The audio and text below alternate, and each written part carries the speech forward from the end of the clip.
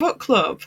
I am here, hopefully here with Simon McCleave to discuss 5 Days in Provence and show us that lovely cover and tell us a little bit about it. So, 5 Days in Provence. It's out on Friday. It is it's a destination thriller, and I didn't know what that meant, but I do now. So basically, that means 5 women who are all about to turn 50 or are turning 50. They're all friends from either school or university, and they fly off to Provence to celebrate, and they're going to drink wine and have nice food in this farmhouse in Provence. And also, they're going to hike up Mont Ventoux, which is the highest peak in Provence, and it's also part of the Tour de France. And that's going to be part of their thing, is to do a hike, and this is the kind of thing they do every time they go away. And as they're going up, it's the middle of the summer. There are wildfires all over the mountain. The mountain gets covered in smoke, and only 4 of them come back. And we know that from the blurb, don't we? And from kind of the first chapter, but you wait a while for us to find out. Oh, yeah. Yeah. You really kept me holding on for that one. Yeah. So that's, it was fun. It was fun to write. It's really different to police procedurals, because like police procedurals are so linear. Everything just happens consecutively, and so you're like, exactly where you are in the timeline. And then suddenly we were playing with 4 different points of view and 2 different timelines that were very close together. So my head exploded on various occasions. But I had an amazing Claire's my editor at Storm, and she's amazing. And so I don't know how she does it, but she managed to kind of hold all the storylines and all the beats.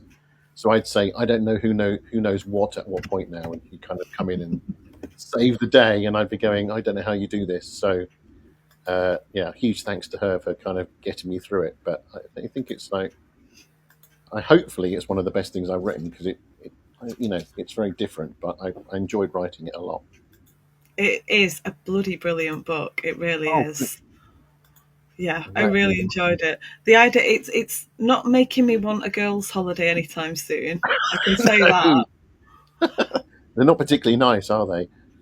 It's really interesting to kind of see, because we've got some point of view characters where we know what they're thinking, and what they're saying isn't necessarily what they actually feel.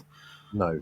And it was really interesting to see the 2 sides of people, but there aren't just 2 sides, because you've got what everybody else thinks of each other as well. Yes. Yeah. So you did have a lot to juggle. Yeah, and I think it was like, I need to be very, very careful about what I say next. But we've been on holiday with lots of families, and my wife has just turned 50, and she has lots of friends who have just turned 50. So I'm not saying that any of the characters are based on her and all her friends, but I think I've observed female friendships over the years, I suppose, and it was a kind of examination of that, really. But it was also an examination of friendship in general, because I go away, I've got a kind of similar sort of setup where I go away with sort of 3 or 4 older mates that I went to school with, 2 I went to university with. We went up Snowdon once, we went up to the Lake District and went walking. So it's not necessarily gender specific. It's about basically old friends who have shared experiences, some good, some bad, who have, love and friendship, but also have there are like little resentments about stuff that's happened in the past that may or not been talked about. And I think the thing with walking, especially if you're going on a walking holiday or if you're going to do a big walk, it kind of gives you time to kind of get into the fairly deep conversations about stuff that you wouldn't maybe normally do if you're just bombing around by the pool, or if you're out doing something. It's you're kind of locked into the fact that you're or walking with someone. So I just thought, I was talking to Claire, my editor, about that, and I guess it came out of those conversations, and we sort of thought, let's give it a whirl. So, well, I'm glad you liked it. So hopefully it works. It really does work. And I think it's interesting when you said about gender. I really don't think it matters. You could have a book that was, a mixture. You could have 5 women, 5 men, 5 non-binary people. You could have 5 anyone, basically. Yes. And it's all about the dynamics, isn't it? So it kind of doesn't, it makes me wonder what your lads' holidays have been like. If this is the kind of Well, thing that's going on. so no, yeah. I mean, obviously, I've kind of pushed all of it, but I suppose I just examined our friendships Mm, and stuff that we've been through. Stuff whether it's like, one of my friends I go with, he's been my sort of friend since I was 14, which is quite a long time now.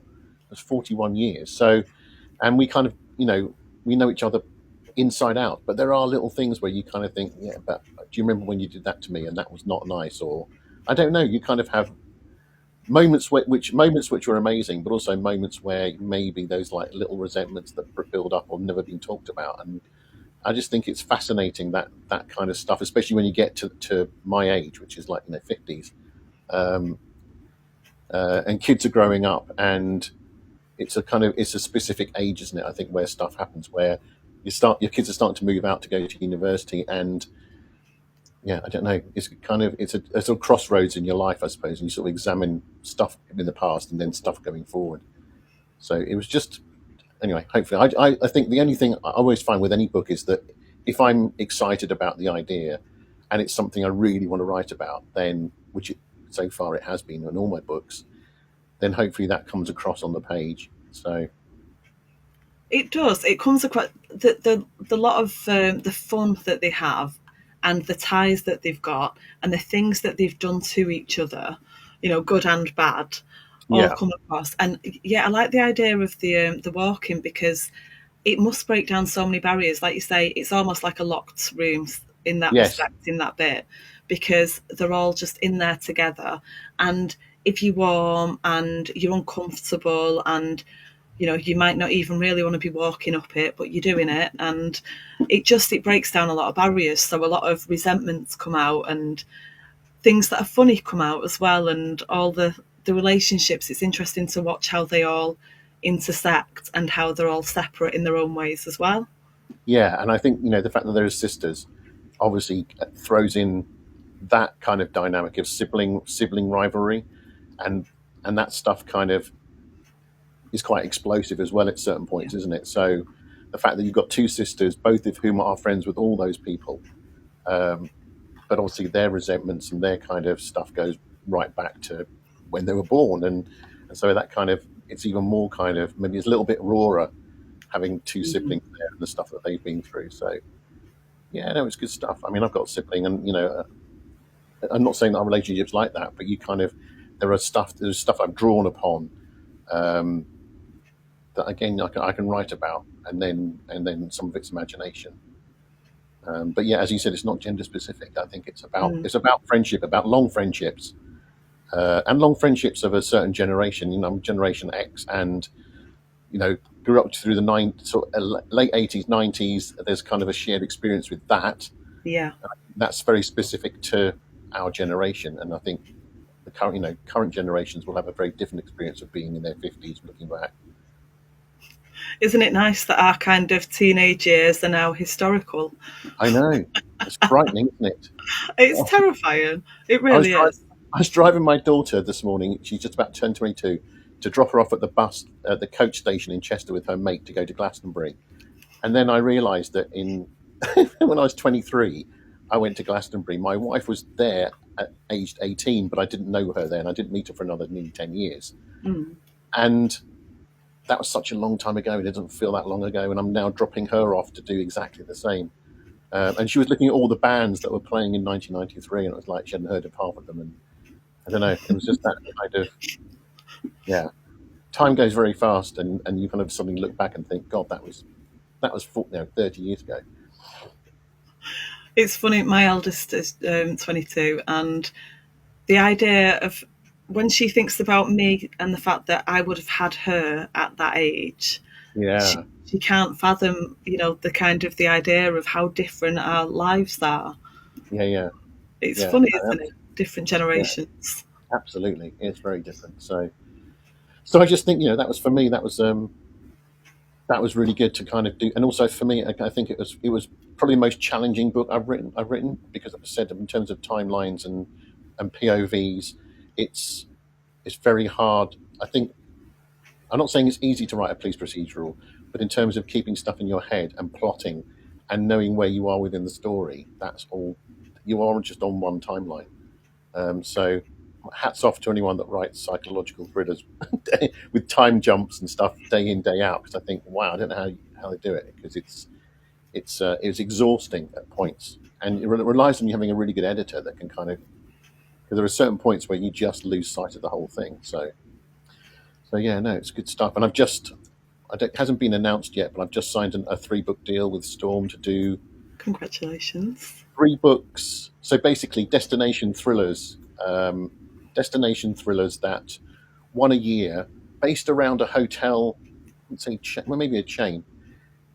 We're pitching it as though a kind of White Lotus. So the idea is that there are 3 books with some of the same characters, but different places where this very wellness 5-star hotel is, each with a separate murder, I guess, and a self-contained story. So that'll be really fun, and it's certainly different to writing about Snowdonia. So yeah, it hasn't been announced yet. I'm not sure if I get into trouble for saying that, but I don't care. It's got to be announced at some point. Yeah, exactly, and it will be going ahead. So I've got another one per year for the next 3 years of these kinds of books, which is really good, because it just kind of keeps me fresh as a writer. When you were talking earlier about the siblings, so we've got Ruby and Darcy. So Ruby's the older sister by 3 years.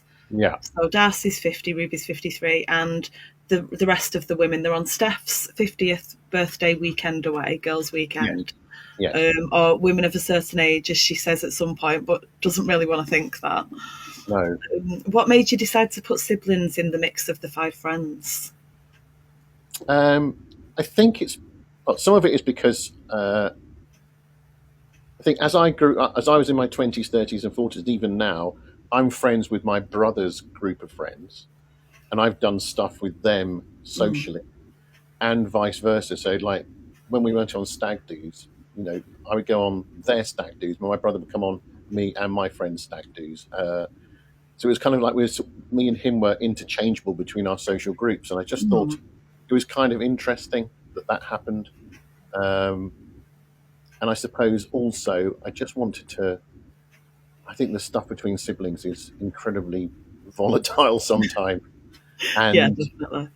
And so therefore it was, in terms of drama, we can basically have our cake and eat it. We've got old friends who have simmering resentments, and then you've got 2 siblings whose lives have gone in very different directions, and whose upbringing was pretty bizarre.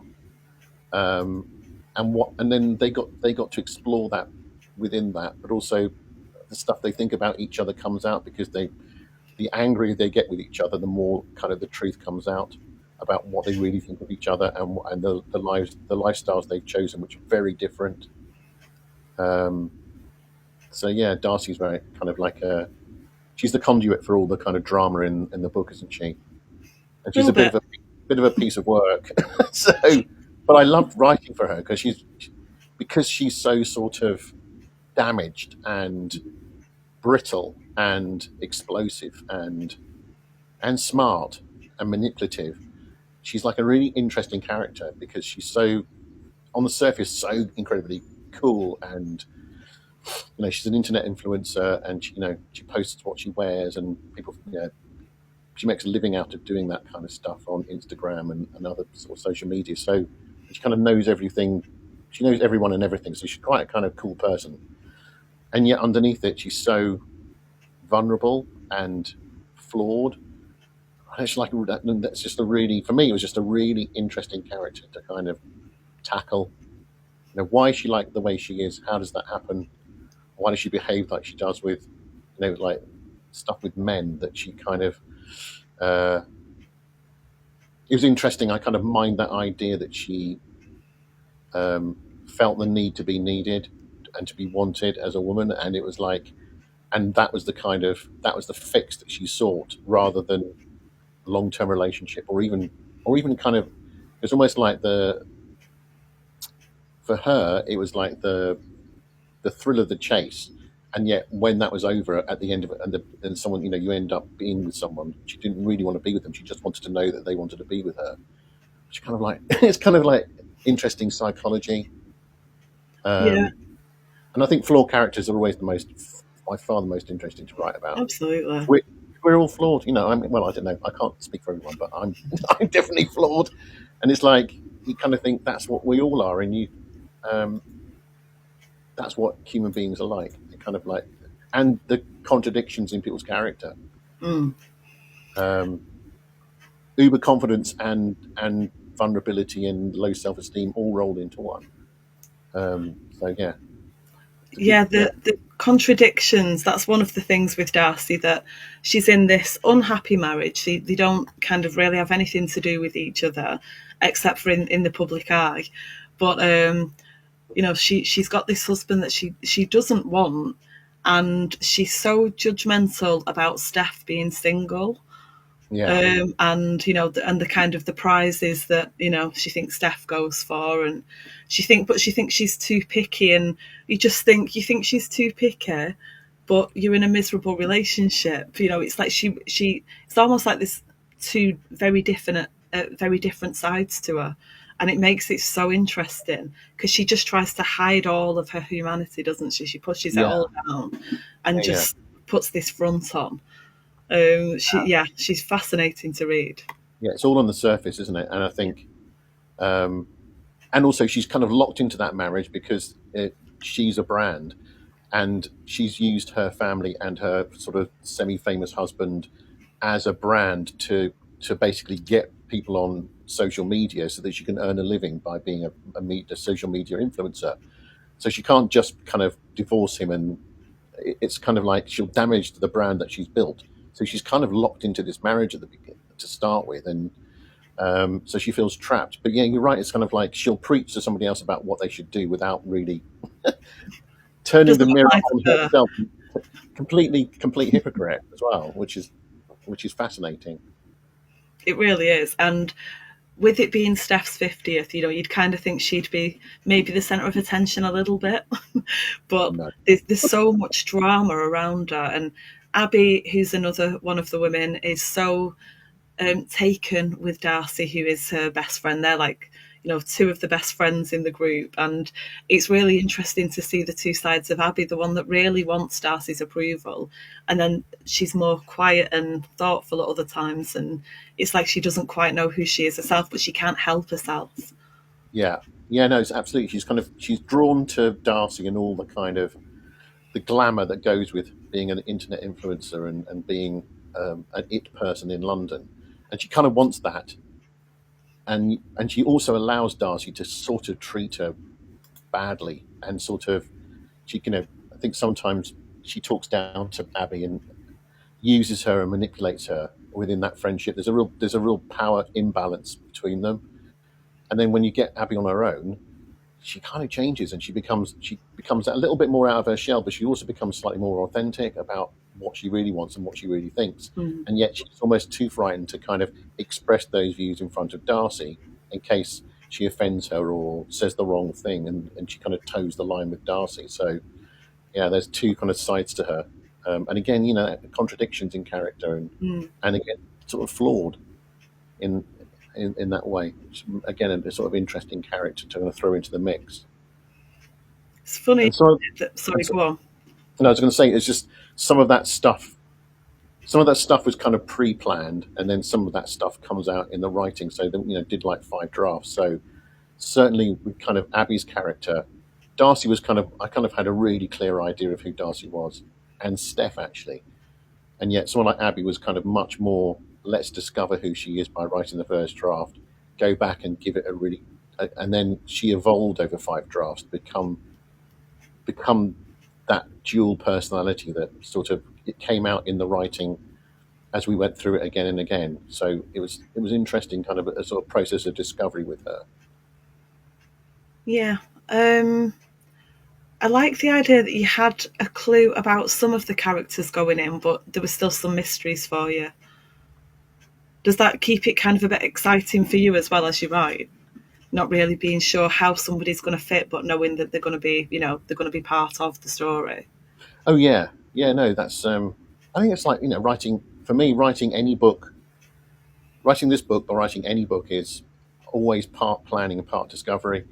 That's what I like. So whether it's plotting a detective novel or whether it's plotting one of these, um, I like to know a little bit so that I don't feel too nervous about starting with a blank page and going right. Let's see what happens. And I already kind of know what I want to write about in terms of certain characters or themes about Mm. stuff I want to write about, and then but then other bits are you can surprise yourself, or characters can surprise you by doing stuff, and you think, oh, okay, that's why she's done. So in this book, it was like Abby would do something, and then I think, oh, okay, that's why she's done this. We're talking about her being on her own. It was sort of like, yes, in the quiet moments, she's very different. If that makes sense. Yeah, definitely. What I was going to say before was it's funny that with Darcy, everyone is on eggshells around her because they want to have a good time and they don't want to set her off. And Yeah. she's like the only one who's not thinking about what she's saying.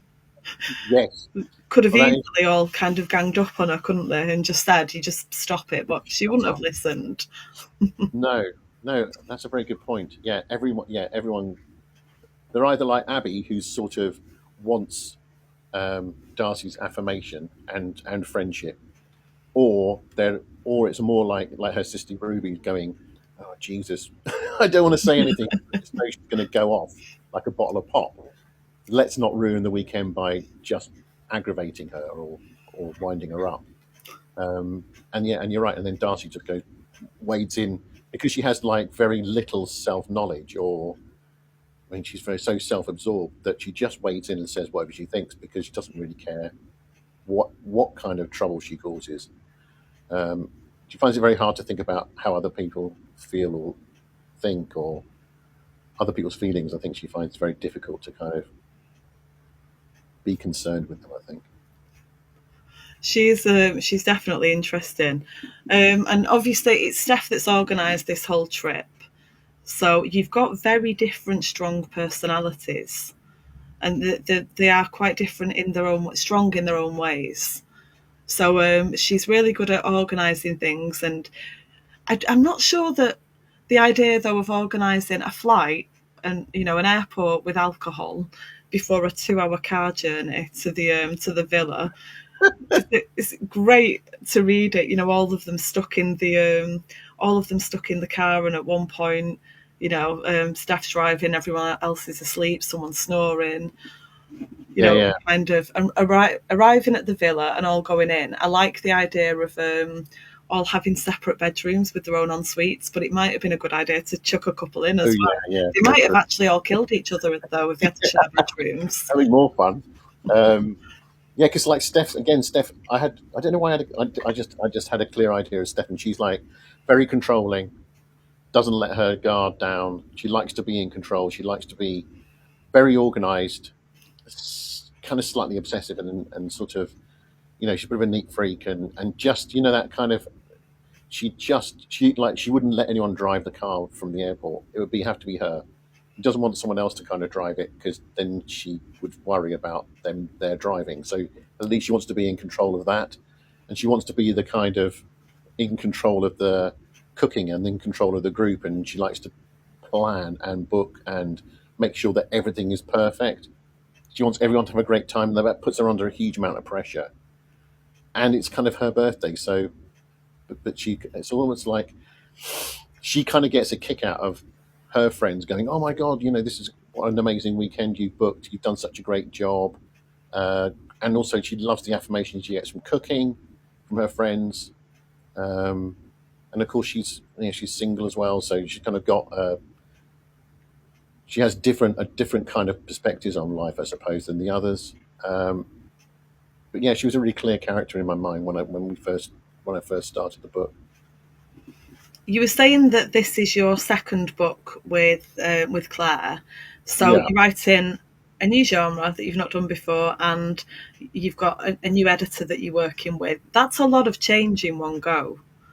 How have you found that? Remarkably easy. I'm very, very lucky because It's Claire Boyd at Storm, because we worked on this book last year, and it was just going to be a one-off. So, and I think any relationship with an editor is about trust. And once you, for me, this is, I can only talk to myself as a writer. But once I trust an editor, and I can see that 99.9% of the notes that they're making and giving me are going to make the book better, then I can relax and just go, right, we're away, and it's fine. And that meant that actually going into this book, I didn't have any kind of hesitation in taking on board her notes or tweaks, or and it could be anything from a character trait all the way down to a line of dialogue that just needed to tweak, but her notes were spot on. So, and it's nice in some ways because I don't have a proper editor on my Ruth Hunter books or on my newer series in Snowdonia. So that's kind of creatively, those books are down to me, and that's fine, and I quite like that. But it's also refreshing to have another person to bounce all that stuff off, and for them to go, well, maybe this is a better idea, or maybe that doesn't, or does that quite work, and have a kind of creative sounding board, which I don't get, I suppose, with my Snowdonia books. So it's nice to have that. It's quite nice to have both, I think. So yeah. What did you they're completely different genres. So what, not genres, but under the umbrella of crime. So what was the hardest part, or what was easy about writing something completely different? Was there different preparation? Did you read certain books just to kind of get a feel for the genre? How did you go about it? Yeah, I had to kind of sort of completely get stuck into reading psychological thrillers, really, and sort of watching them and working out, because I know a police procedural. I know I can plot one standing on my head, because I know I've been doing it for several years now, and I've written quite a lot. So I kind of go, I know how these work. I know when there's a shift of pace. I know how the acts work. I know how to resolve them. I know everything about them. So it's not there's no mystery left. Whereas I suppose it was kind of getting out of my comfort zone and then going and then reading, whether it was Callie Taylor or Tim Logan or Claire Douglas or all those those guys that write those really sort of Mark Edwards, just all those guys that write those fantastic, a lot of them domestic psychological thrillers, but like, how do they work? And I suppose I read a lot of them, and I worked out, I suppose, in terms of I think the structure is completely different in terms of the timeline, and often it will start with a murder, and then you're flashing back to something that seems completely irrelevant. And the split POVs are very, very well defined, and each chapter has, often in those books, each chapter has a character heading, and then you're like with that person with all their kind of dark secrets and thoughts about what's going on. So yeah, it was a bit scary, a bit like, oh my god, why did you do this? But then, I think I suppose just creatively it was a challenge, and therefore it was interesting, and it was good to kind of get out of your comfort zone and see, right, can I do this? Can I write these books? And I suppose the other thing maybe, and this is like sort of marketing, with a marketing head on, there's a whole set of readers out there that read psychological thrillers that don't really read detective books, or don't read as many. And I just thought, well, if I write a half decent psychological thriller and someone reads it and then they look and they go, oh, look, he's also written a whole series of detective novels, we might try those. So obviously there's a thought that people might like your writing, and move then to read lots of stuff that you've written, rather than just that book. So I guess there was also, that was in the back of my head a little bit as an indie author. Yeah. So what is the plan for you've got 3 books with Storm. Are you only writing psychological thrillers at the moment, or are you working on something else? No, so I'm now writing. So I've done a deal with Canelo for the paperbacks and hardbacks for Ruth Hunter. Brilliant. So I'm now writing the 22nd Ruth Hunter book, which is the Bala Lake Killings, which will be out, next year, beginning next year. And then I have my own series, a new series, which I've done 3 books for, the Frank Marshall books, which are also set in Snowdonia, which are essentially detective novels. So I'll be writing another one of those. So that's the kind of, I guess the idea is to write 2 or 3 Ruth Hunter, Frank Marshall books a year and write 1 for Storm. So that should keep me busy, I guess. Keep you out of trouble for a bit. Keep me off the streets. So how many books altogether so far? 36. 36. And you started writing in what year? The novels. I know there was plenty of writing before that. I probably wrote the back end of 2019, but maybe not 2020 as well. So there's no excuse for anyone who's holding back from getting started then?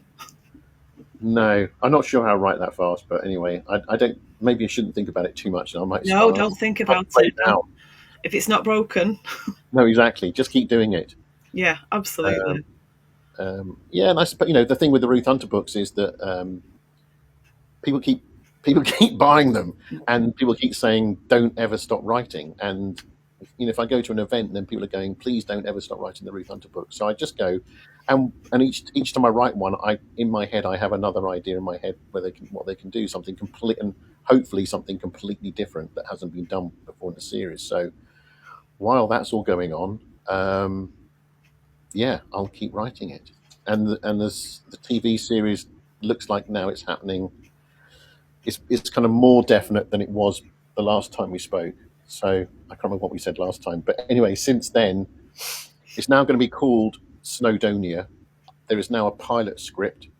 There's a director, there is money, and there's production companies.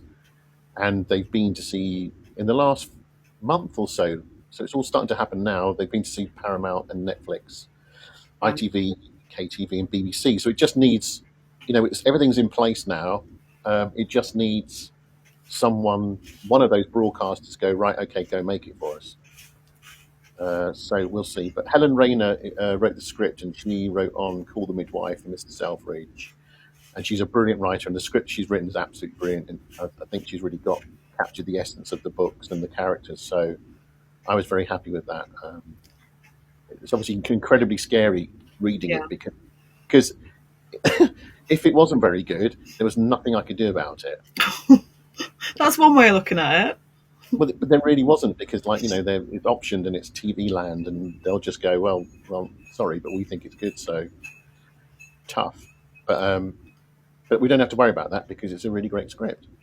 I won't ask you too much about it, obviously, because it's not started filming yet. But the idea of somebody else taking one of your books and turning it into something different, how did you feel about losing control of that? And were there certain things that, if somebody wanted to write a different ending, for example, how would you have felt about that? Where was your line of comfort, even if you couldn't do anything about it? I was really, really lucky because right from the beginning, they asked me to be an executive producer on the series, and right from the beginning, they asked me to read the script in every version and do. Wow. And because I had worked as a script editor and a development person, I suppose they assumed that I knew what I was doing with scripts. So I was just really lucky that they asked me to read the scripts, asked for notes, and then they passed those notes on to the writer, and she incorporated the ones that she wanted to, and most of them really. So, and I don't think that's very usual on a project like that. So I've just been really fortunate that they want me to be involved, and they creatively as well. So yeah, I've been really lucky. But yes, it is really difficult to hand it over, and it is really difficult to. You just worry that some of these things aren't true to the book. I always drop. It's not me name dropping, but I did have a coffee once with Sir Ian Rankin, and he didn't know who I was, which is fine. And then he was being really lovely actually. He was asking me all about the books and are they making them into a TV series? And then he told me that he'd never seen an episode of Rebus, not in the three incarnations. And I said, why not? And he said, because he was scared that if he watched Rebus and got that character, like John, who played Ken Stott. If he had that in his head, then he would be writing his books for an actor rather than the character that he created. So I thought that was really interesting. But so I don't really know. I think what I'm going to do is ask my family to watch the first episode when it goes out, and then tell me whether I should watch it or not. And they go, no, it's absolutely fine. It's really good. Or, yeah, don't watch that. We'll see. I think that's the same for me from a reader's point of view. When Mark Billingham's Thorn series happened, I didn't watch it for ages and ages because I couldn't bear the idea of if I've a film that I love is Wild, written by, it's on the shelf behind me, I can't think of a name. When that was made into a film, I didn't know there was a book first, so I'd watched the film with Reese Witherspoon. Cheryl Strayed is the author, and I can't read the book. I've tried. Oh no, that's not right.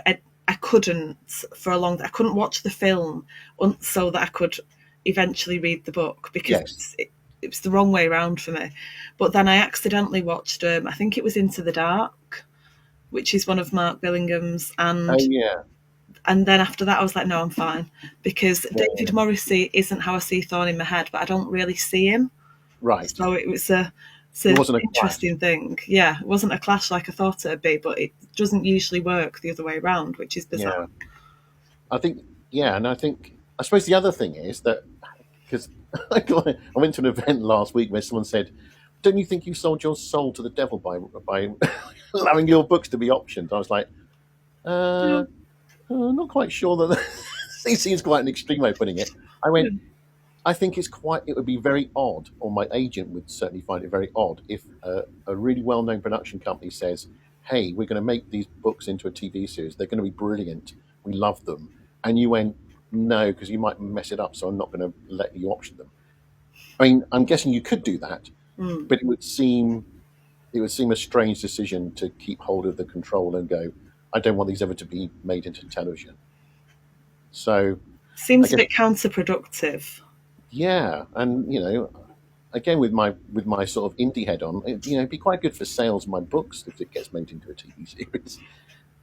Especially if it's good. I kind of think, well, why not? So we shall see. Fingers crossed. I mean, I've worked in TV, so I know that these things get very close and they don't happen, or they take a long time to come. So I'm not holding my breath, but at the moment it's in a really good place, and it's got a lot going for it. So we'll see. Will we see you in a cameo? Walk along part? Like Hitchcock style. Yeah, no, hopefully he'll be waving in the background as a shepherd. Maybe. I think that's good. I think that sounds good. I love that idea. I know it's something we always ask, and sometimes people say, oh, no, like, if you could be any character, who would you be? And people try and pick someone that's kind of their age and, someone similar to them. But if you could pick any of the characters because you just think that it'd be, a lot of fun, or because they're interesting, who would you pick? Out of any of my books? Yeah, out of any of your books. If you could play one character, if we could, it doesn't matter which one you choose. Yeah, I'd pick, mainly because I've written these recently, but Frank Marshall in my new series is my main character. And he's a 70-year-old retired North Wales detective. He lives in a remote farmhouse, but he thinks he's a cowboy.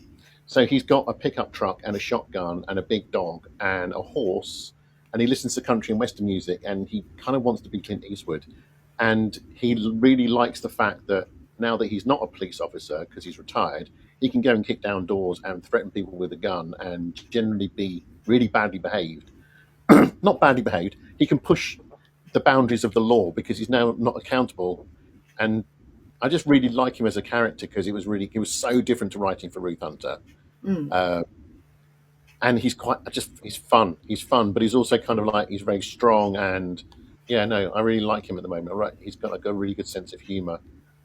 So at the moment I'd be Frank Marshall. a 70-year-old Welsh cowboy. That sounds good to me. I like that. I like that you've picked someone that you could maybe grow into. Yeah, I think so. I think once you turn 70, nobody's approaching that farm. No, exactly. That's my aspiration now. We did have some messages earlier because I still don't know if we ended up being live or not. We went with it, and we can download it. But I know Sean Watkin and Malcolm Holland Drake say hello and send you their regards. Cool. So we will make sure that this can be seen, and we'll let you know about any questions that have come up that we've missed. So we can maybe get you back on just for the questions one day. Okay. That sounds good. So everyone can go and listen to the thing about, you talking about the book and the characters, and then we can come back and just answer a few questions that people have asked. So a bit of time for people to go and read it, so I've got somebody to talk about it with. Good. Sounds lovely. So we'll close there, but tell us a little bit about what everybody is going to go away and buy and read and talk to me about, and you. So 5 Days in Provence. It's out on Friday. Paperback, audiobook, and ebook. A destination thriller, and with lots and lots of twists. So hopefully everyone will enjoy it. You absolutely will, and when we come off, I'll talk to you about the things that I didn't guess. Oh yeah, okay. Which was everything. Which was absolutely everything. But thank you so much for joining us and bearing with us for the technical difficulties at the beginning. No problem. It's lovely to see you again. You too, and looking forward to next time already. All right, brilliant. Thank you. Take care.